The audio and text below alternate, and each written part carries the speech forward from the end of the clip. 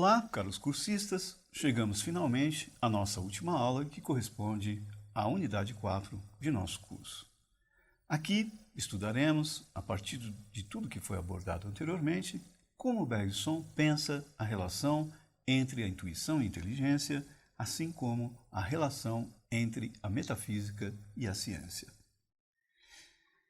Segundo o que nos ensina a arqueologia, a presença do homem é assegurada em um determinado sítio arqueológico, caso se encontrem artefatos, ou seja, objetos os quais se comprovam que foram fabricados para determinados fins, armas e utensílios, por exemplo. Esse é o princípio do qual parte Bergson. A inteligência, enquanto maneira propriamente humana de pensar, tem como objeto primeiro, precisamente, fabricar. Ora, a fabricação se faz através da ação sobre a matéria bruta, dela retendo apenas o que é sólido, a fluidez devendo, portanto, escapar necessariamente à apreensão da inteligência. Donde a primeira característica da inteligência humana, como diz Bergson, eu cito: a nossa inteligência, tal como sai das mãos da natureza, tem como principal objeto o sólido inorgânico. Além disso, como observa Bergson, a propriedade mais geral da matéria bruta é a extensão, de modo que ela se apresenta como objetos exteriores a outros objetos, e que no diz respeito ao próprio objeto em particular, ele se apresenta constituído por partes exteriores às outras partes. Levando em consideração as possíveis ações sobre tais objetos, é útil considerá-los divisíveis em partes ao infinito e, para o seu manuseio atual, torna-se necessário considerá-los, assim como suas partes, provisoriamente definitivos e como unidades. Daí decorre a segunda característica da inteligência de acordo com Bergson. A inteligência, cito suas palavras, só tem representação clara do descontínuo. Além disso, é preciso observar que a ação do homem realiza-se, no mais das vezes, sobre objetos móveis. Mas, para que isso seja possível, é necessário que saibamos para onde ele se dirige e onde ele se encontra num determinado momento de sua trajetória.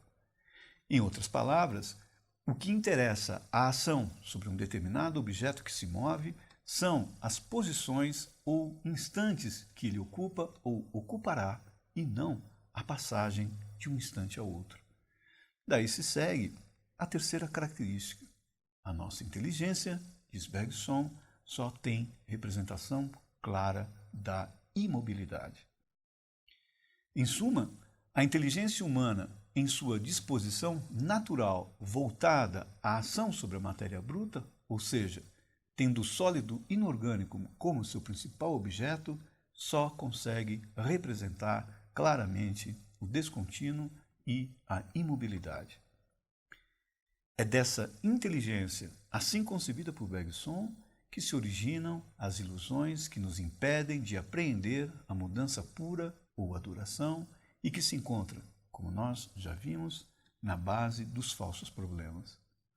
Ilusões que se produzem quando a inteligência é convocada a pensar a consciência interior e não a ação sobre os objetos exteriores, ou seja, quando a inteligência opera fora do terreno que lhe é próprio. Assim, uma vez que a inteligência está orientada desde sua origem, no sentido não da especulação do espírito pelo espírito, mas no sentido da ação sobre a matéria, da utilidade, da fabricação através da manipulação dos objetos, ela vai encontrar naturalmente na ciência o seu campo próprio de desenvolvimento. Cito uma passagem bastante esclarecedora que se encontra na introdução que Bergson faz a seu livro O Pensamento Imovente. O que é, de fato, a inteligência? A maneira humana de pensar. Foi-nos dada como um instinto à abelha para dirigir a nossa conduta. A natureza, tendo-nos destinado a utilizar e dominar a matéria, a inteligência só evolui com facilidade no espaço e só se sente à vontade no inorganizado. Originariamente, tende à fabricação, manifesta-se através de uma atividade que preludia a arte mecânica e através de uma linguagem que anuncia a ciência. Todo o resto da mentalidade primitiva sendo crença e tradição. O desenvolvimento normal da inteligência efetua-se, portanto, na direção da ciência e da tecnicidade. Uma mecânica ainda grosseira suscita uma matemática ainda imprecisa. Esta, tornada científica e fazendo então surgir as outras ciências em volta de si, aperfeiçoa indefinidamente a arte mecânica. Ciência e arte introduzem-nos assim na intimidade de uma matéria que uma delas pensa e a outra manipula.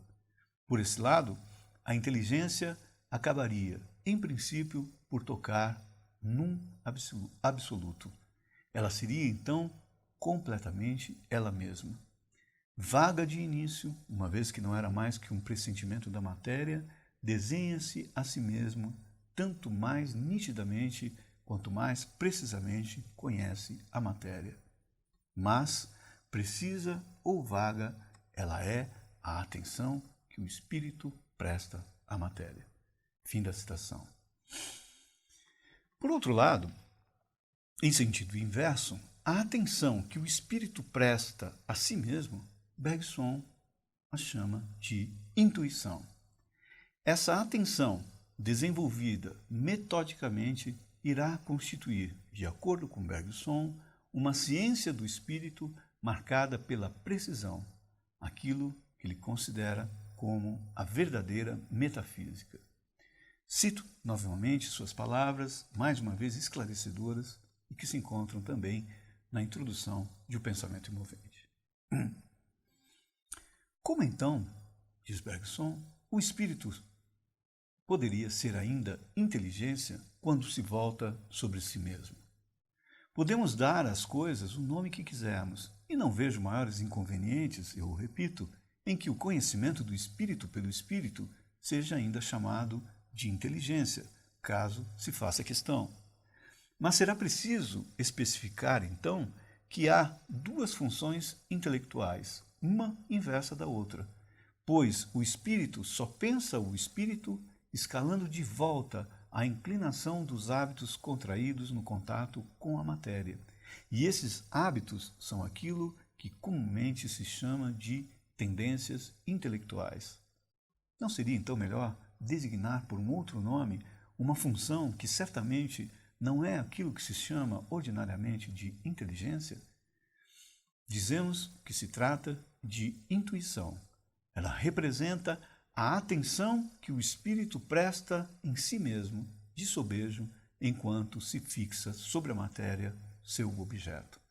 Essa atenção suplementar pode ser metodicamente cultivada e desenvolvida. Assim, irá se constituir uma ciência do espírito, uma metafísica verdadeira, que irá definir o espírito positivamente, em vez de simplesmente negar dele tudo o que sabemos da matéria. Fim da citação. No entanto, essa distinção operada entre a inteligência e a intuição, uma voltada à matéria adequada ao conhecimento científico, a outra voltada ao próprio espírito que funda a verdadeira metafísica, essa distinção não esgota tudo o que diz Bergson sobre a relação entre a inteligência e a intuição. Se não, vejamos.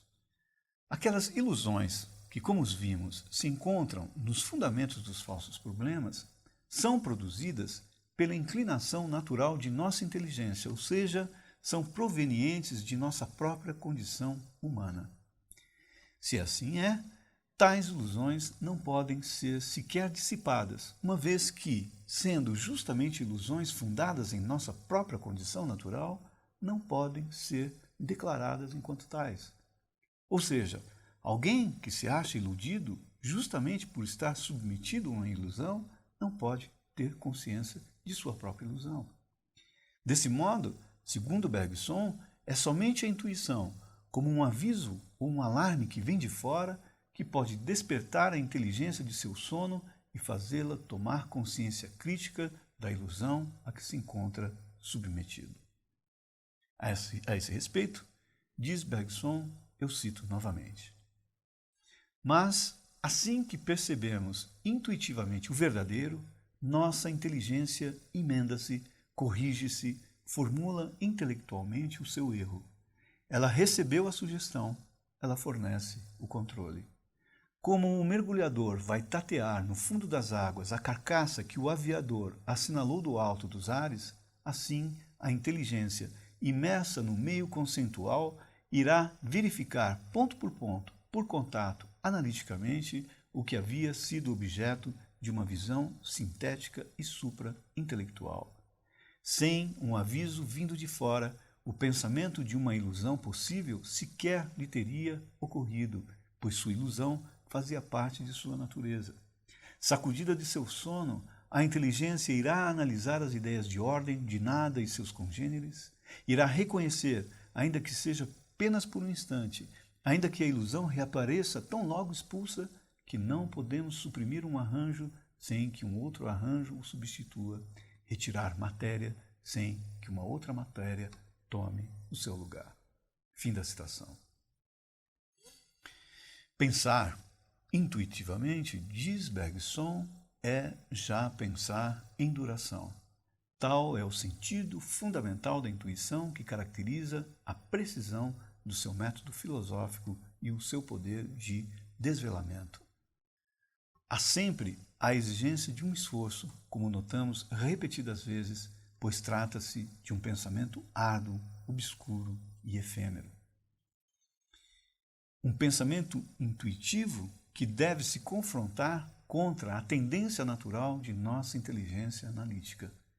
É nesse sentido que a filosofia, para Bergson, exige um esforço intenso, pois deve, para apreender a substância da realidade enquanto duração ou mobilidade pura, ultrapassar a própria condição humana assentada sobre uma inteligência voltada, desde suas origens, à ação sobre as coisas exteriores e não à especulação filosófica do espírito pelo espírito. Tal é, em síntese, a razão da dificuldade e do esforço incessante que exige a filosofia, tal como Bergson a entende. A intuição da duração tem de lutar sem tréguas contra o regime natural de nossa inteligência. É preciso que o espírito se violente, que inverta o sentido habitual de sua maneira de pensar. Só assim torna-se possível instalar-se na realidade movente da duração e assim acompanhar sua direção que muda sem cessar. Ao invés de conceitos ressecados, a intuição conceberá conceitos fluidos capazes de acompanhar o movimento e a mudança que é a vida mesma das coisas. No entanto, dessa oposição inicial entre a inteligência e a intuição, não se pode concluir que Bergson deduza daí um confronto inelutável entre a ciência e a metafísica. É verdade que há uma diferença de natureza entre elas e que não implica, de modo algum, numa distinção de valor.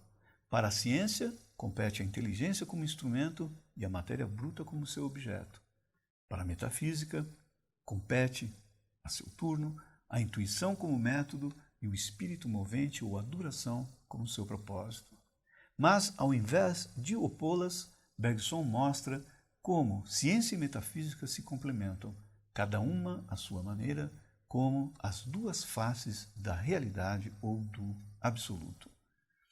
Ao fazê-lo, recusa, ao mesmo tempo, as teses aceitas tanto por cientistas quanto por filósofos sobre a relatividade do conhecimento e a impossibilidade de se alcançar o absoluto. Segundo Bergson, a ciência fundada na experiência pode sim atingir a essência do real, ou mais precisamente, uma das metades do absoluto.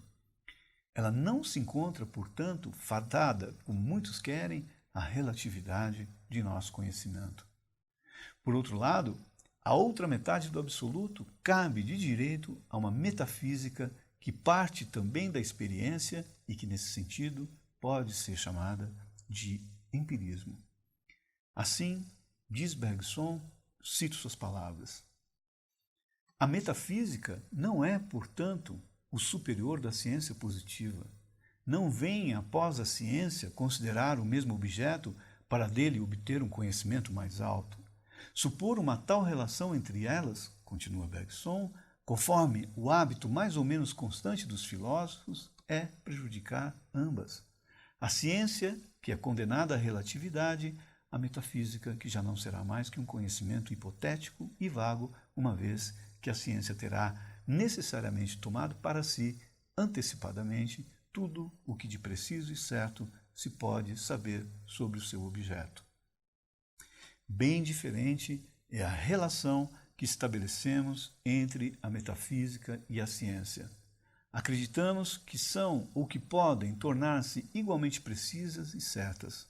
Ambas versam sobre a própria realidade, mas cada uma delas guarda apenas metade dessa realidade, de modo que se poderia ver nelas, indiferentemente, duas subdivisões da ciência ou dois departamentos da metafísica, não fosse pelo fato de marcarem direções divergentes da atividade do pensamento. Fim da citação.